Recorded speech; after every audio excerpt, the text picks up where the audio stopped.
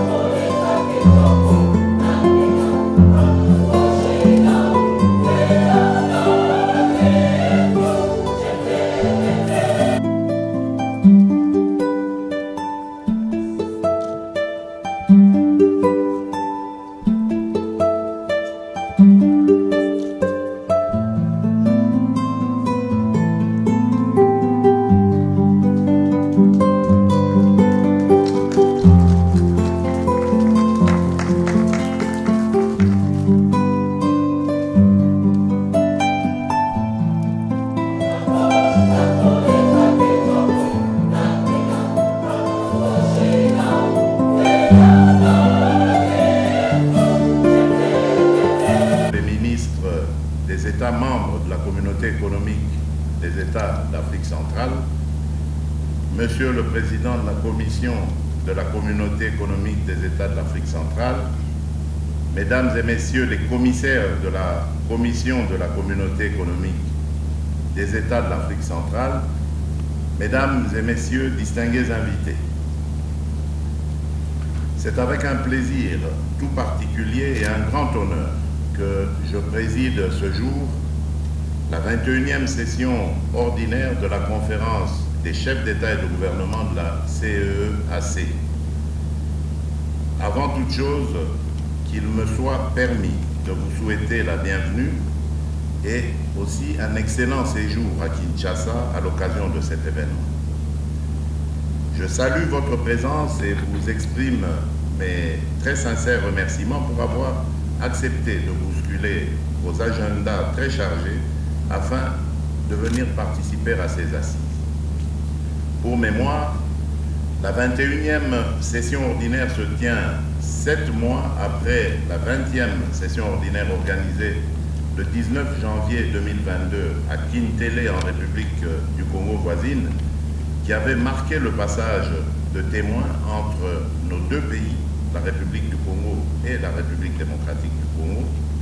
et ce, conformément au délai prescrit par le traité révisé de notre communauté et au terme de laquelle la conférence avait résolu de tenir sa 21e session ordinaire en juillet 2022 à Kinshasa. Je me réjouis donc de ce que ces assises se sont effectivement tenues à la période arrêtée et décidées par la conférence à Kintélé. Alors que je prenais le relais de la présidence tournante de notre communauté économique régionale et de la conférence des chefs d'État et de gouvernement, vous vous souviendrez que dans le cadre de mon mandat, j'avais annoncé d'inscrire mon action dans la continuité, notamment en poursuivant la réforme de notre organisation régionale avec un accent particulier sur la mise en œuvre du traité révisé de la CEEAC, adopté en 2019, réforme initiée par mon prédécesseur, son Excellence Denis Sassou Nguesso, président de la République du Congo. Car la poursuite de cette réforme constitue à mes yeux un impératif absolu en vue de la matérialisation des objectifs définis par ce traité révisé de notre communauté. Aussi avais-je souligné à cette même occasion que les dispositions du dit traité font transparaître clairement le cap que nous avons fixé, à savoir tous ensemble déterminés et engagés à matérialiser la vision de l'autonomie collective de la CEEAC avec comme priorité élever le niveau de vie des populations de l'Afrique centrale à travers la création d'un environnement de paix et de sécurité, offrant des opportunités d'emploi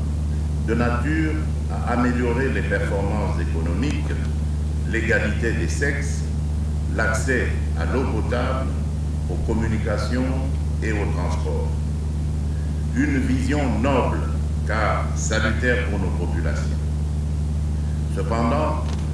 permettez-moi de rappeler ici, puisque vous le savez bien autant que moi, que cette 21e session ordinaire de la Communauté économique des États d'Afrique centrale se tient sur fond d'un contexte marqué par plusieurs menaces à la paix et à la sécurité, parmi lesquelles, je cite,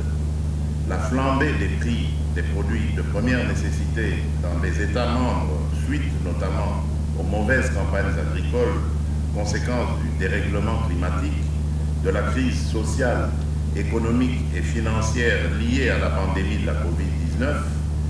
et plus récemment aux difficultés d'importation liées à la crise russo-ukrainienne. La persistance de l'activisme des périls sécuritaires dans la région du lac Tchad et l'impact de l'activisme des groupes terroristes dans la bande sahélo-saharienne.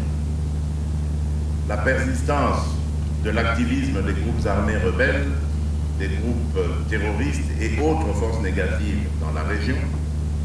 la persistance de la crise humanitaire due au déplacement des populations dans plusieurs États membres, principalement en conséquence de l'insécurité politico-militaire, la résurgence des conflits intercommunautaires en raison notamment des changements climatiques qui entraînent une raréfaction des ressources, et enfin la montée de la tension entre la République démocratique du Congo, mon pays, et l'un des pays voisins, le Rwanda, situation que je déplore personnellement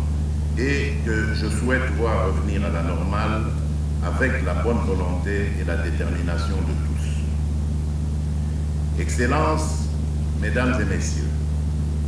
l'Afrique centrale a été pendant longtemps le théâtre de plusieurs conflits armés qui ont profondément déstabilisé bon nombre de ses États et durablement affecté ses populations. Ces conflits armés ont hypnotisé les bases de la croissance économique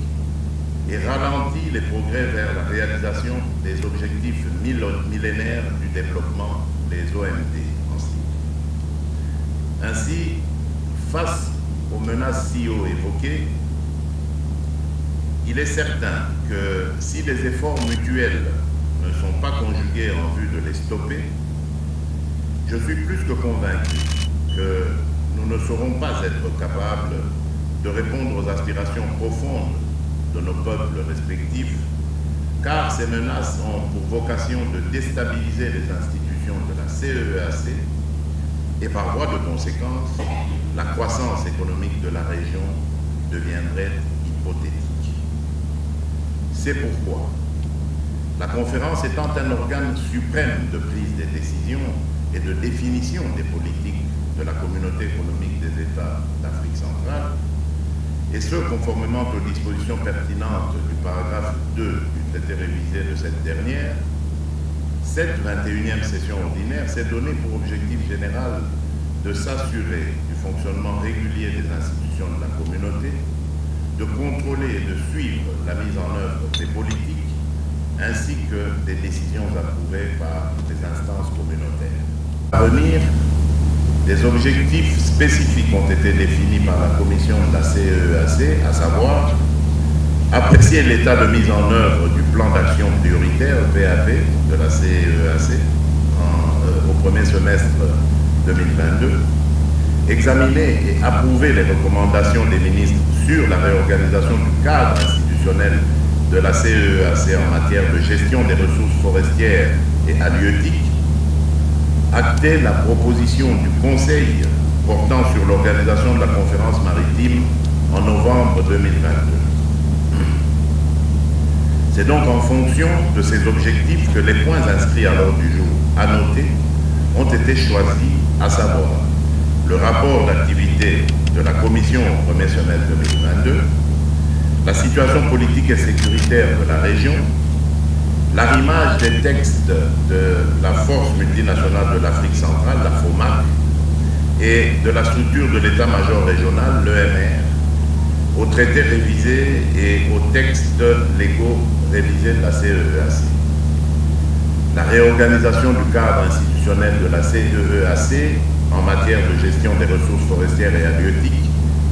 le renforcement du cadre organique de la Commission en matière de gestion financière et comptable. Je crois qu'à la suite de l'examen de ces points, des résolutions et recommandations pertinentes vont être formulées allant dans le sens de la restauration et la consolidation de la paix, de la sécurité et du développement de la sous-région. Au demeurant, je tiens à vous réitérer mes vœux de bienvenue et à vous souhaiter d'excellents travaux, et je déclare ouverte la 21e session ordinaire de la conférence des chefs d'État et de gouvernement de la communauté des États d'Afrique centrale. Que vive l'intégration régionale, que vive la communauté économique des États de l'Afrique centrale, que vive l'unité entre nos peuples. Je vous remercie.